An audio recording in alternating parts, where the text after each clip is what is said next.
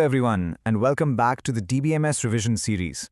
आज हम एक बहुत important topic समझेंगे जो exam और practical दोनों के लिए important है. Yes, we are targeting the SPPU MCA 2025 pattern today. I know, Unit 3, specifically normalization, kinda gives everyone a headache, right?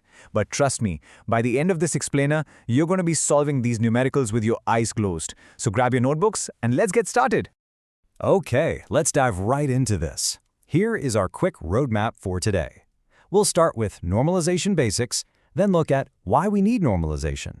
After that, step by step from UNF to BCNF, solving university exam problems, some awesome exam shortcuts and tips, and finally, a quick revision summary. Welcome to Normalization Basics. Now listen carefully, because as an engineer, your foundation has got to be crystal clear. If the basics are strong, no university paper can trick you. Simply put, normalization is just the process of organizing data in a database to reduce data redundancy and eliminate anomalies. Dekho, don't let those technical words scare you. Redundancy basically just means duplicate data. We definitely don't want the exact same student's address copied in 10 different places, right? Clean, organized, and efficient data. That's literally our only goal here. Moving on to Section 2, Why We Need Normalization. Now, what's really interesting about this is we need to understand the actual problem before we try to fix it. Imagine a completely unorganized database. It's exactly like a super messy college library. If books are just dumped everywhere on the floor, how are you going to find your textbook the night before the exam? You can't. On the flip side, an organized database is like a perfectly structured catalog, neatly arranged by subject and author. Your favorite shopping apps and modern banking systems, they work flawlessly because they use this structured catalog approach, not the messy floor method. So, if a database is messy, we run into three main practical problems, or anomalies. First up is the insertion anomaly. Think of a student marks table. If a new student joins but hasn't picked a subject yet, an unnormalized system might literally block us from creating a record for them. Crazy, right? Second is the updation anomaly. Let's say that student changes their phone number. We update it in the library table, but completely forget the academics table. Now we have a huge mismatch. And third is the deletion anomaly, where deleting one record accidentally wipes out other critical information. Without normalization, guys, your system is just going to crash and fail. All right, Section 3, Step-by-Step, UNF to BCNF. Take a deep breath, and remember, we are breaking this down step by step so there's zero tension. It's a very logical flow. We always start at the unnormalized form, or UNF. From there, we clean it up to first normal form, then move to second normal form, then third normal form, and finally, the Boyce-Codd normal form, or BCNF. In your exam numericals, you are going to literally follow this exact path. Make sure you memorize this sequence. Okay, looking at our starting point, the unnormalized form, it is absolute chaos. Imagine a student marks table, where a single cell has multiple values just stuffed into it, like one student having 3 different phone numbers written in one tiny box. Relational database systems absolutely cannot process this. These repeating groups are the fundamental error we've got to fix first. Let's move on and see how this builds. First, normal form. The rule to reach 1NF is incredibly straightforward. Every cell must contain only atomic values. Atomic simply means indivisible. One cell, one value. If a student has 2 phone numbers, we don't stuff them together, we create separate rows. The moment every cell has a single value and you've got no repeating groups, boom, congratulations, your table is in 1NF. Next up is second normal form. To get to 2NF, we usually end up splitting the table into 2 smaller ones. But why? Because we have to eliminate something called a partial dependency. Now this only happens if your primary key is composite, meaning it's made up of 2 or more columns combined.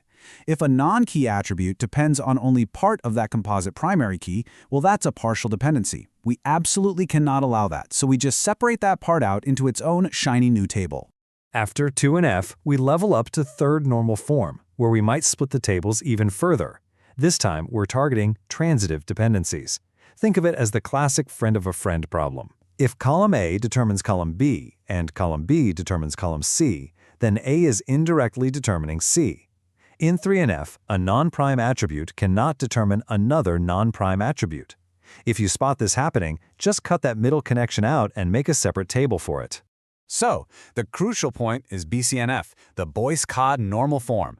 Honestly, this is just a stricter, tougher version of 3NF. The golden rule here is simple. For every non-trivial functional dependency where x determines y, the left side, which is x, absolutely must be a superkey. If that left side isn't a candidate key or superkey, the table instantly fails BCNF. It's a very strict no-nonsense check. Section 4. Solving University Exam Problems. Now, this is what you all have been waiting for. From the exam point of view, these numericals are super scoring once you get the hang of the pattern. Students always ask me, Professor, how do I even start a standard 10-mark SPPU numerical without blanking out? It's natural to panic, but don't worry, I'm going to give you a simple, foolproof approach that practically guarantees you those marks. In a typical exam problem, you'll be given a relation R and a list of functional dependencies, or FDs. Listen to me. Your very first step before you do anything else is to find the candidate key. Find it and write it down. Then take each FD one by one. Check it against 1NF, then check for partial dependency to clear 2NF, then check for transitive dependency for 3NF. You just evaluate and decompose step by step, making sure to explain your logic clearly at each stage. Section 5. Exam Shortcuts and Tips. Consider me your mentor, handing over the ultimate cheat codes you need to finish this paper on time. Pay very close attention right now. Memorize this golden rule. If you can find the candidate key quickly, 50% of your normalization problem is already solved. I mean it. Most students waste 20 minutes just staring at the paper figuring out the keys. Master this, and the rest is literally just applying the rules.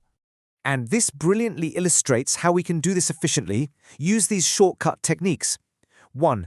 Draw a quick dependency graph in your rough work area. 2. Use the closure method.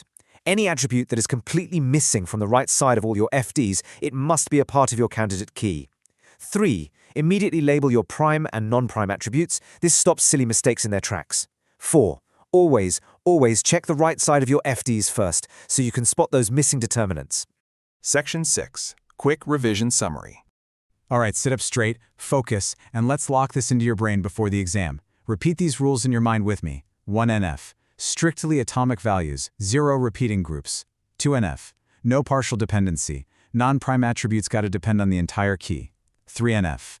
No transitive dependency. A non-prime cannot determine another non-prime. And BCNF. Every single determinant on the left side must be a superkey. Boom. That is the entire core of Unit 3 summarized on one slide. So, are you ready to ace your DBMS Unit 3 exam? I am incredibly confident that your concepts are clear now, and you're going to crush any numerical they throw your way. Just practice a few previous year questions, and you'll be totally fine. Agar ye video helpful lagi ho, to like, share, and subscribe zarur karna. All the very best for your exams. Oh, and before you go, take a look at your own college ID card right now. Can you spot any transitive dependencies hidden in that data? Think about it. See you next time.